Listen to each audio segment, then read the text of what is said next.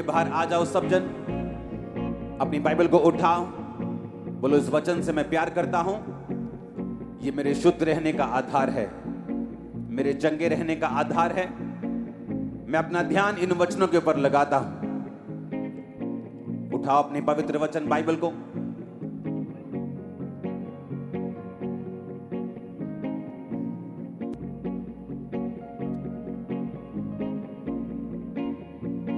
प्रभु यीशु मसीह के सामर्थी नाम में हम मांगते हैं। एक बार ऊंची आवाज में हालेलुया बोलो, जोर से हालेलुया बोलो, जोर से।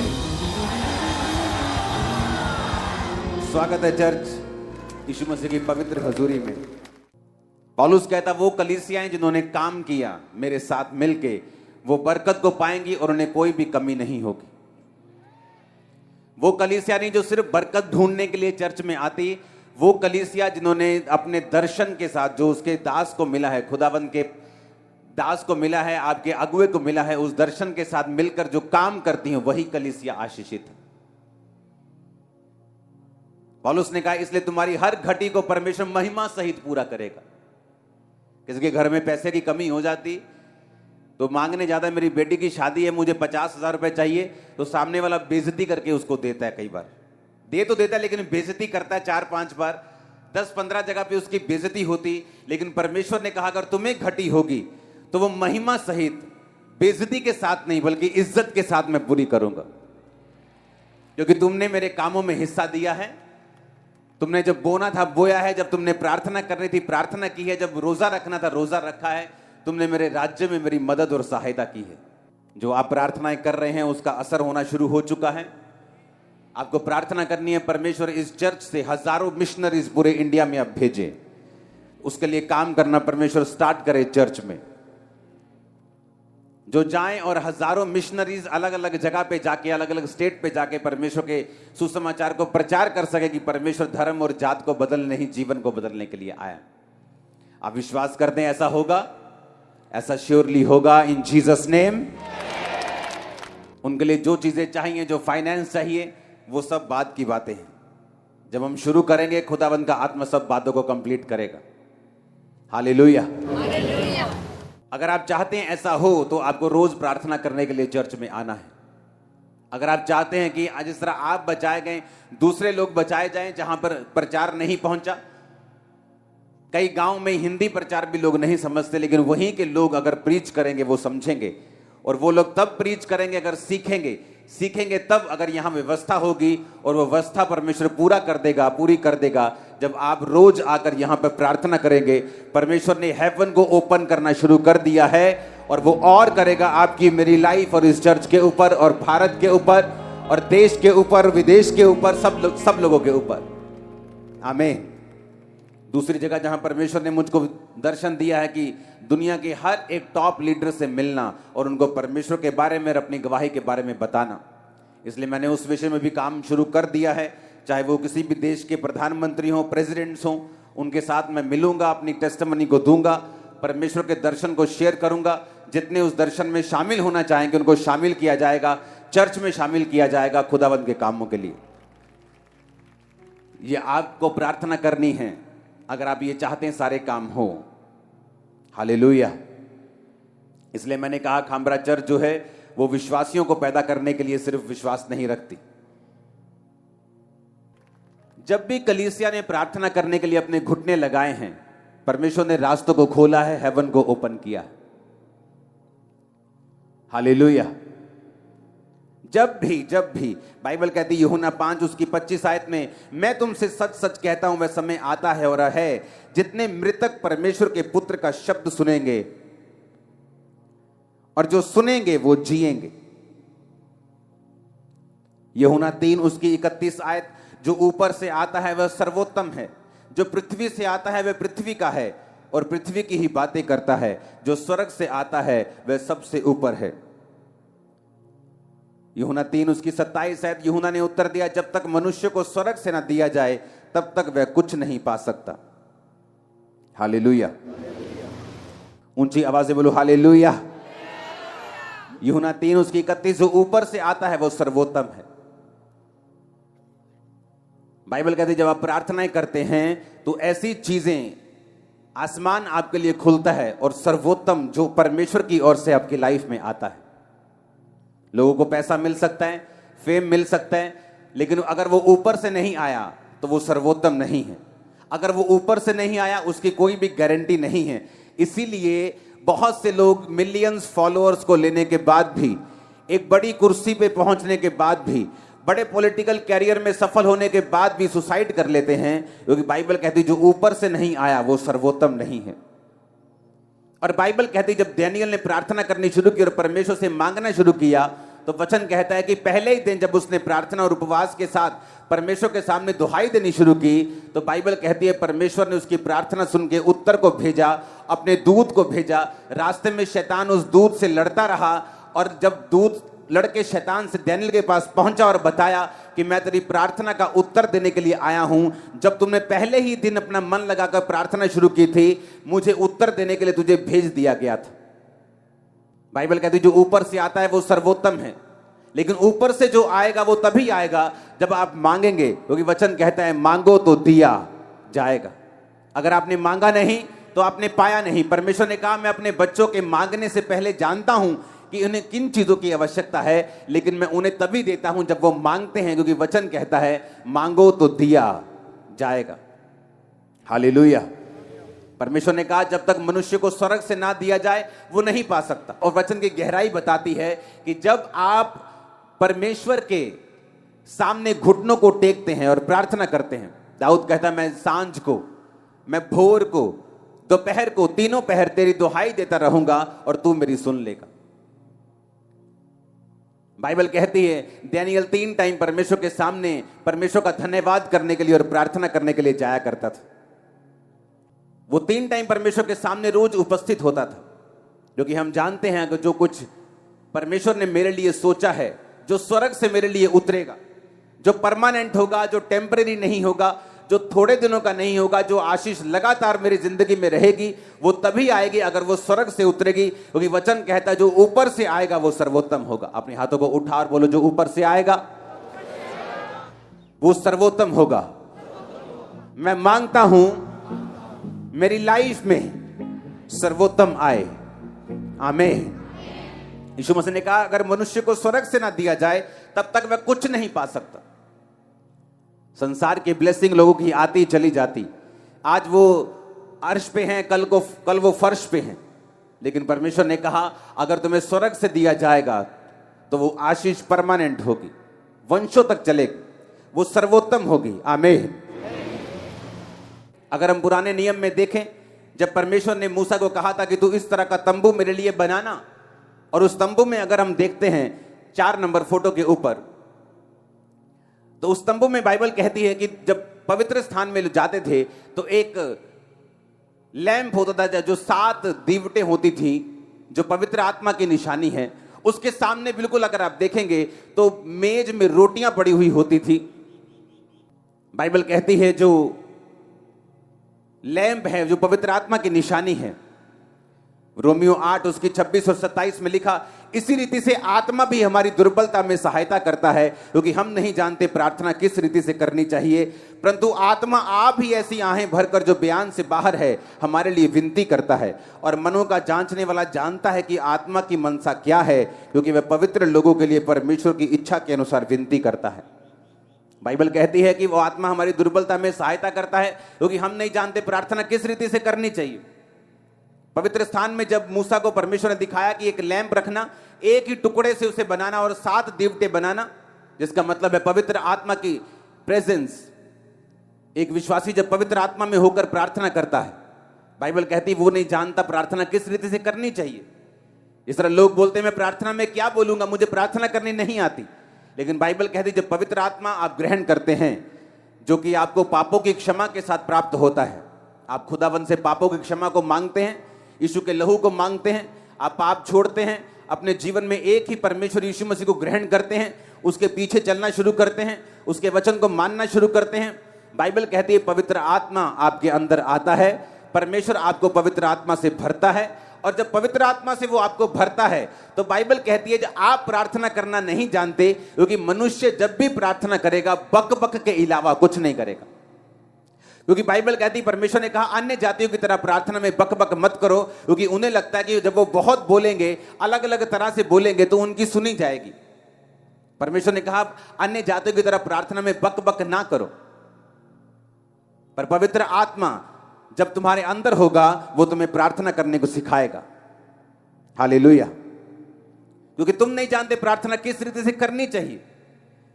आप नहीं जानते आप 365 दिनों के लिए क्यों इकट्ठा हुए। मैं भी नहीं जानता पूरी रीति के साथ, लेकिन मैं जानता हूं ये परमेश्वर ने कहा है, और जैसे ही आप इकट्ठा होना शुरू हुए हैं परमेश्वर ने काम करना शुरू किया है।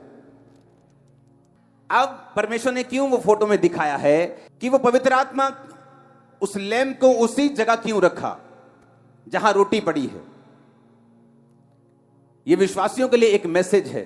अगर आपकी लाइफ में पवित्र आत्मा नहीं है तो आप नहीं जानते प्रार्थना किस रीति से करनी चाहिए, और अगर आपको पवित्र आत्मा के द्वारा प्रार्थना नहीं करते, आप नहीं पा सकते जो ऊपर से आता है।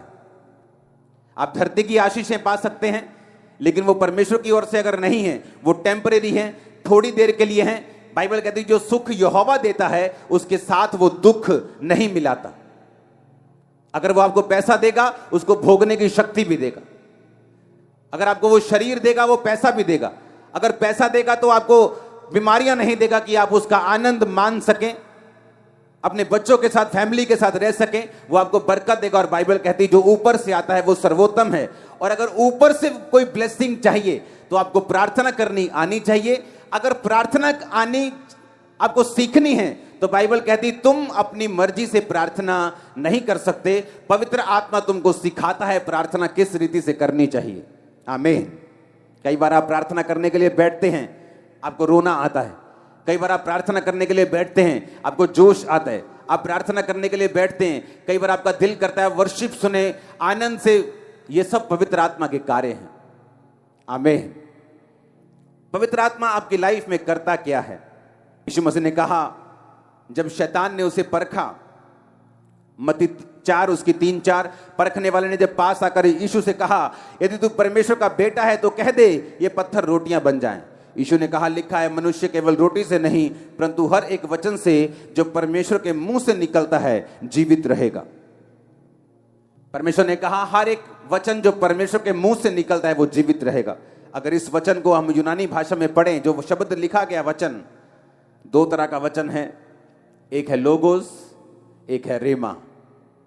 लोगोस यानी जो बाइबल में लिखा हुआ है, लिखा हुआ वचन जिसे लोगोस बोलते हैं, और रेमा वचन जो खास आपके लिए किसी खास परिस्थिति में, आपकी जिंदगी के किसी खास टाइम पर परमेश्वर देता है, उसे रेमा वचन कहते हैं। जीसस ने कहा अगर तुम्हें जिंदा रहना है तो तुम्हें परमेश्वर के मुंह से निकला वचन, ये वचन लोगोस की बात नहीं हो रही।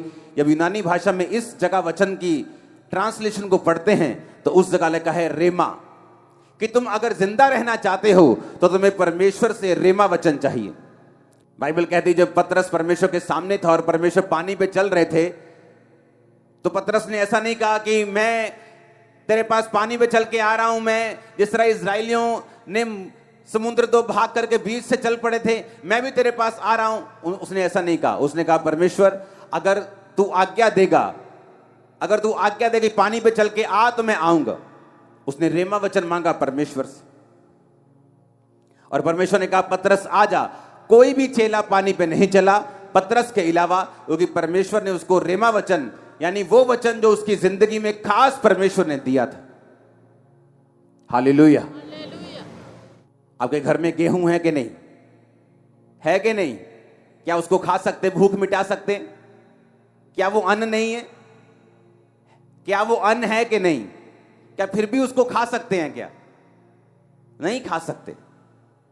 उसका आटा बनाना पड़ेगा, उसको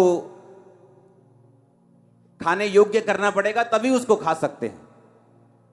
जो परमेश्वर का लिखा हुआ वचन है वो गेहूं की तरह है, और जो परमेश्वर का रेमा वचन है वो पिसे हुए गुथे हुए आटे की तरह जिसकी सिर्फ रोटियां बननी। आमीन। है तो वो भी वचन ही, लेकिन आपकी लाइफ में अभी पर्सनल नहीं हुआ क्योंकि आपने अभी लिखा हुआ जो वचन है उसको पढ़ा नहीं है।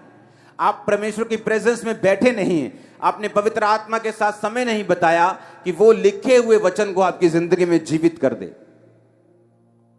एक व्यक्ति बीमार हो सकता है चर्च में, और उसे मालूम है कि जीसस क्राइस्ट के कोड़े खाने से मैं चंगा हो चुका हूं, लेकिन कभी प्रार्थना में नहीं बैठा। लेकिन जैसे ही वो प्रार्थना में बैठेगा, इस वचन को पढ़ेगा, इस वचन को रियलाइज करेगा कि जीसस ने मेरे लिए कोड़े खाए हैं, वो इस वचन के विषय में प्रार्थना करेगा, तो हो सकता है ये वचन पवित्र आत्मा एक दिन उसके जिंदगी में जीवित कर दे। और जैसे ही वचन जीवित होता है, उसको अंदर से मालूम होना शुरू हो जाता है कि नहीं, अब उसके कोड़े खाने से मैं सचमुच चंगा हो चुका हूं, ये बीमारी जाएगी, मैं नेक्स्ट टाइम जब डॉक्टर के पास जाऊंगा ये रोग जा चुका होगा और मेरी रिपोर्ट नॉर्मल होगी। मैं उस वचन की बात कर रहा हूं। आमीन। लेकिन ये प्रैक्टिकल चीजें हैं। जब आप परमेश्वर के प्रेजेंस में बैठते हैं, पवित्र आत्मा की मदद को मांगते हैं, तो वो आपकी लाइफ में आपको देता है। कितने इस बात को समझ रहे हैं? इसलिए उसने कहा हर एक वचन से जो प्रभु के मुख से निकलेगा तुम जीवित रहोगे। हर एक उस रेमा वचन से।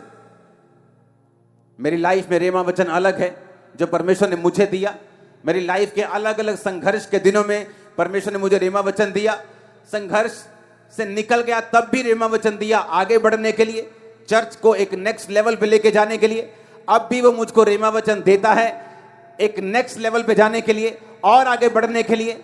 वो आपको रोज रोज, हर महीने, हर 15 दिन में, हर 6 महीने वो आपको रेमा वचन देता है।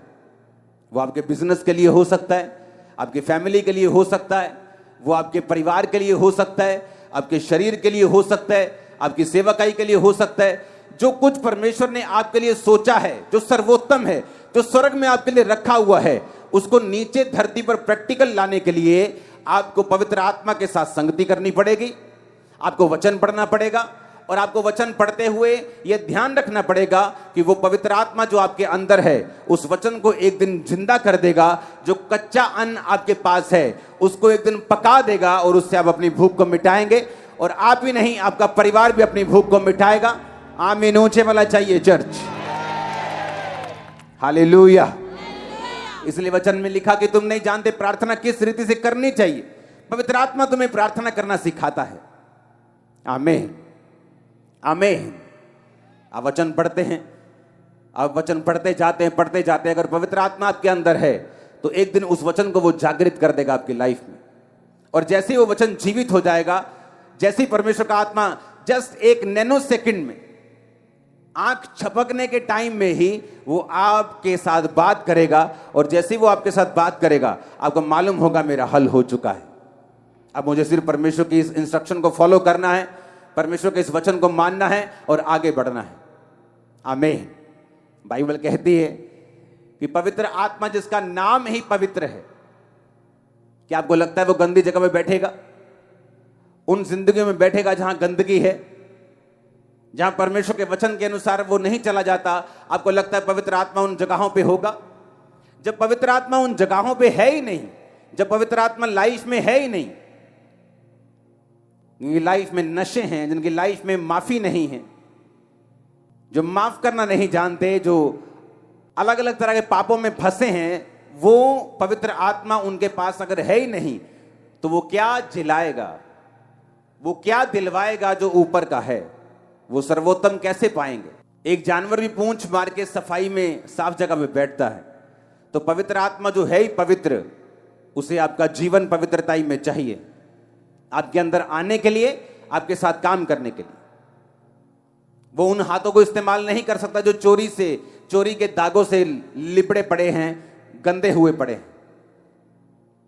वो उन पैरों के साथ नहीं चल सकता जो हर वक्त वेश्याओं के घरों की ओर जाते हैं। क्योंकि पवित्र आत्मा ही है जो आपको सिखाता है कि प्रार्थना भी कैसे करनी है। पवित्र आत्मा ही तुम्हें सिखाता है और पवित्र आत्मा ही है जो वचन को तुम्हारे अंदर जिंदा कर देता है। बहुत लोग पढ़ते हैं बाइबल। बहुत से ऐसे लोग हैं जिन्होंने बाइबल को एज ए सब्जेक्ट पढ़ के पीएचडी की हुई, लेकिन अभी भी पवित्र आत्मा के गहरे भेदों को वो नहीं जानते, क्योंकि उन्होंने बाइबल सब्जेक्ट के रूप में पढ़ी है। लेकिन पवित्र आत्मा ही वचन में कहता है, नीति वचन में, कि मैं तुमको अपने वचन बताऊंगी, मैं वचन के गहरे भेद तुम पर उड़ेल दूंगी। वो कौन कह रहा है? वो परमेश्वर की आत्मा आपसे कह रही है। हालेलुया। परमेश्वर का आत्मा अगर आपके अंदर होगा, आपको प्रार्थना करनी आ जाएगी। अगर परमेश्वर का आत्मा आपके अंदर होगा, जब आप वचन को पढ़ेंगे उस वचन को वो जिंदा कर देगा, आपके लिए रेमा वचन बना देगा। और जीसस ने कहा अगर तुम्हारे पास रेमा वचन नहीं है तुम जिंदा नहीं रह सकते। कौन से जिंदा बन की मैं बात कर रहा हूं? अगर लोगों के घरों में चले जाओ, शादी तो हुई है लेकिन मरी हुई है। वो हस्बैंड वाइफ तो है लेकिन लोगों की निगाहों में। बिजनेस तो है लेकिन अंदर से मरा हुआ है, अंदर से खोखला है, अंदर से कर्जों से भरा हुआ है, अंदर से मरा हुआ है। फैमिली तो है, अंदर से डेड है। शरीर तो दिख रहा है, अंदर से डेड है। परमेश्वर ने कहा जब तक तुम परमेश्वर के वचनों को नहीं लोगे, रेमा वचन को प्राप्त नहीं करोगे, तुम जी नहीं सकते। हालेलुया। यीशु के वचन में लिखा जितने मृतक परमेश्वर के वचनों को सुनेंगे वो जिएंगे। कौन से मुर्दों की परमेश्वर बात कर रहा है? वो उन्हीं मुर्दों की बात कर रहा है जो अलग अलग सिचुएशन में मरे हुए हैं। अगर उसने कहा अगर तुम जीना चाहते हो तो पवित्र आत्मा को अपने अंदर बसाओ, पापों से तौबा करो, मेरे सामने आओ। पवित्र आत्मा तुम्हें प्रार्थना करना सिखाएगा। पवित्र आत्मा उन शब्दों को, वचन को, लोगोस को, जो लिखा हुआ वचन है, तुम्हारी जिंदगी में जीवित कर देगा। आप घर में आए और आपको बहुत भूख लगी हो और दाल पड़ी हो घर में, जितनी मर्जी भूख लगी हो, आप कच्ची दाल नहीं खा सकते। अगर आप बोलेंगे मेरे पास पकाने का टाइम नहीं, आप कच्ची दाल खा जाएंगे, आप उल्टा बीमार हो जाएंगे। उसी तरह से वचन है लिखा हुआ, वो आपको मिलता है, उसको पकाना आपने है। पकाने के लिए आपको तरीका चाहिए, पकाने के लिए आपको मेहनत चाहिए, पकाने के लिए आपको थोड़ा पेशेंस चाहिए, थोड़ा सा इंतजार चाहिए, थोड़ी सी टेक्निक चाहिए। और उसी तरह से पवित्र आत्मा आपकी लाइफ में करता है। आप वचन को पढ़ते हैं, आप कच्चा राशन ले जाते हैं घरों में, लेकिन जिस दिन आप पवित्र आत्मा की सहायता से उस वचन को पढ़ के उसको पर्सनल कर लेते हैं और वो वचन जिंदा हो जाता है, वो पक जाता है और आप उसे खाकर अपनी भूख मिटाते हैं। कितने मेरी बातों को समझ रहे हैं? इसलिए बहुत लोगों के घर में कच्चा राशन तो है लेकिन वो उसे पका नहीं सकते क्योंकि पवित्र आत्मा उनके पास नहीं। इसलिए परमेश्वर होने के बावजूद भी, बाइबल उनके घरों में होने के बावजूद भी वो भूखे हैं। क्रिश्चियन होने के बावजूद वो भूखे हैं और प्यासे हैं और मरे हुए हैं, क्योंकि कच्चे राशन से आप अपने पेट को नहीं भर सकते। आप जितना भी कोशिश कर लें आप उसे नहीं खा सकते, आपको उसे पकाना ही पड़ेगा अगर आपको भूख मिटानी है तो। हालेलुया। उसी तरह से पवित्र आत्मा जब आप प्रार्थना में बैठते हैं वो प्रेयर करना सिखाता है। बाइबल कहती है वो आहें मारकर ऐसी प्रार्थनाएं करता है जो वर्णन से बाहर है। और बाइबल कहती है वो उस वचन को जिंदा करता है जो वचन आप पढ़ते हैं, क्योंकि परमेश्वर ने कहा इंसान अकेली रोटी से जिंदा नहीं रहेगा। इसीलिए जब आप परमेश्वर के उस भवन को देखते हैं, मूसा के उस तंबू को देखते हैं, तो आप उसके अंदर रोटियों को पड़ा हुआ भी देखते हैं। पवित्र आत्मा के सामने वो रोटियां पड़ी हैं, मेज के ऊपर रोटियां पड़ी हैं। रोटी का मतलब परमेश्वर ने कहा मेरे रोज की रोटी मुझे रोज दे। किस रोटी की वो बात कर रहा है? वो उस रोटी की बात नहीं कर रहा है जो आप समझ रहे हैं। अगर उसने आपको पैदा किया है तो ये रोटी, पानी, कपड़ा, परमेश्वर ने कहा ये ऐसी तुम्हारे पास आ जाएगा, जस्ट मेरे धर्म और राज्य की खोज करो। अगर वो कौवों को, अगर वो चिड़ियों को खिलाना जानता है तो पिता तुम्हें भी खिलाएगा। अगर वो फूलों को सुलेमान से भी अच्छे कपड़े पहनाना जानता है, हम बोलते वाओ कितना ब्यूटीफुल फ्लावर है, एक कितना सुंदर फ्लावर है। परमेश्वर ने कहा अगर वो फूलों को ऐसे कपड़े पहनाता है जो कल सूख जाएंगे, सुलेमान भी ऐसे कपड़े नहीं पहन सकता था, तो वो तुम्हें क्यों करना पहनाएगा? पर अगर तुम उसके धर्म और राज्य की खोज करो तो सब वस्तु तुम्हें मिल जाएंगी। तो परमेश्वर क्यों यहां रोटी की बात कर रहा है? और परमेश्वर यीशु मसीह ने भी कहा कि तुम प्रार्थना किया करो कि मेरे रोज की रोटी मुझे रोज दे। वो किस रोटी की बात कर रहे हैं? वो उसी रोटी की बात कर रहे हैं जो मैंने आपको समझाई है, जो रोज की रेवलेशन आपको चाहिए, जो रोज की ग्रेस आपको चाहिए, रोज का अनुग्रह आपको चाहिए अपना काम करने के लिए, क्रिश्चियन जीवन जीने के लिए, अपना बिजनेस चलाने के लिए भी आपको ग्रेस चाहिए, सेवकाई चलाने के लिए आपको ग्रेस चाहिए, बड़ा काम करने के लिए, लोगों के प्रधानमंत्रियों से मिल आपको ग्रेस चाहिए, आपको इनर पीस चाहिए, आपको ताकत चाहिए, आपको विजडम चाहिए, आपको बुद्धि चाहिए परमेश्वर कैसे बड़े काम करने। और कैसे आएगी ये? उसने कहा पवित्र आत्मा तुम्हें बताएगा। तुम सोच के मत जाना तुम क्या बोलोगे, पवित्र आत्मा तुम्हें बता दिया करेगा तुम्हें क्या बोलना है। हालेलुया। इसलिए रोटियां पड़ी हैं वहां पे, परमेश्वर ने कहा मेरे रोज की रोटी मुझे रोज दे, ताकि तुम रोज परमेश्वर की प्रेजेंस में बैठो, रोज रेमा वचन लो, रोज परमेश्वर के वचन को पर्सनलाइज करो, उसे अपना बनाओ, इंडिविजुअली उसे मानो, अपनी लाइफ के लिए उसे कबूल करो। तो उसने कहा मेरी रोज की रोटी मुझे रोज दे। वो उन रोटियों की बात नहीं कर रहा, कहता वो रोटियां तो चिड़ियों को भी वो खिलाता है, कौओं को भी खिलाता है, तो तुम्हें क्यों ना खिलाएगा? फूलों को पहनाता तुम्हें क्यों ना पहनाएगा? पर कहता मेरे धर्म और राज्य की खोज करो तो सब वस्तुएं पीछे पड़ के तुम्हें मिल जाएंगे। पर कहता प्रार्थना करो कि मेरी रोज की रोटी मुझे रोज दे।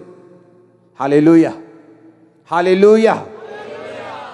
आसमान से मन्ना इजराइलियों के लिए बरसता था, रोज सुबह जाते थे, इकट्ठा करते थे, शाम तक खाते थे। अगर शाम का बचाते थे तो सड़ जाता था। परमेश्वर ने कहा रोज इकट्ठा करना मन्ना, मैं तुम्हें 2 दिन के लिए नहीं दूंगा, सिवाय शनिवार के तुम 2 दिन के लिए इकट्ठा करोगे, सबत के दिन के लिए इकट्ठा करोगे, लेकिन रोज रोज तुम एक दिन के लिए ही इकट्ठा करोगे।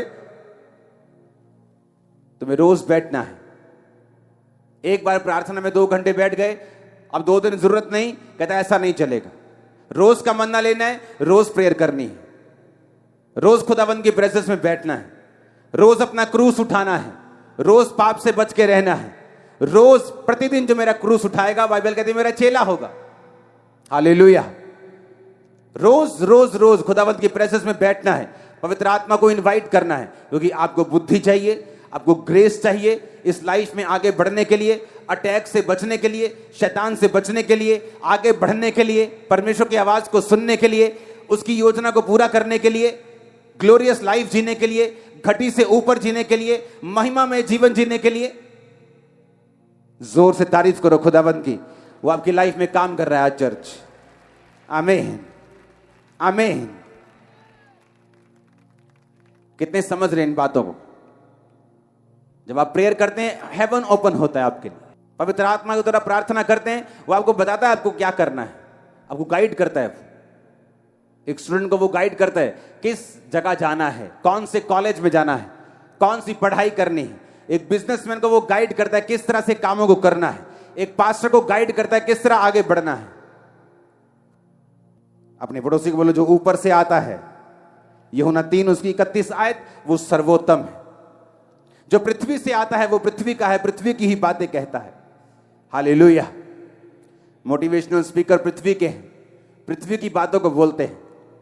एक चीज में आपको सक्सेसफुल कर सकते हैं, लेकिन दूसरी चीज में लोग धक्का खा जाते हैं। पैसे में अमीर हो जाते हैं, परिवार में गरीब हो जाते हैं, सेहत में गरीब हो जाते हैं। लेकिन जीसस ने कहा जो ऊपर से आएगा वो सर्वोत्तम होगा, सब दिशाओं में तुम्हें ब्लेस करेगा।